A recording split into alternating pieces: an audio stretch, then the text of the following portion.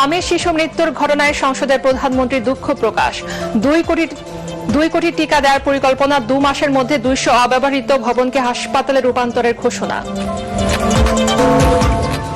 হামের উপসর্গে 5 জনের মৃত্যু, তথ্য স্বাস্থ্য অধিদপ্তরের। দেশে টিকার সংকট নেই, মজুত আছে 6 মাসের, দাবি স্বাস্থ্যমন্ত্রীর। জ্বালানি সংকটে ক্রয়াদেশ স্থগিত করছে বিদেশি ক্রেতারা, অর্ডার যাচ্ছে ভারতে, উদ্বিগ্ন বিসিআই সভাপতি।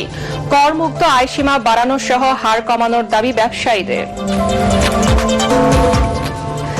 দেশে খাদ্যশস্যের পর্যাপ্ত মজুত আছে, দাবি স্বরাষ্ট্রমন্ত্রীর। 36 টাকা কেজি দরে 5 লাখ টন বোরো ধান কিনবে সরকার।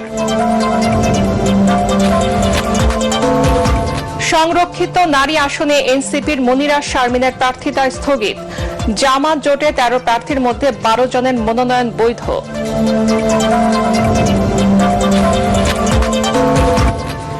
এবং ইরানের সাথে অনির্দিষ্টকালের যুদ্ধবিরতির মেয়াদ বাড়ানোর ঘোষণা ট্রাম্পের।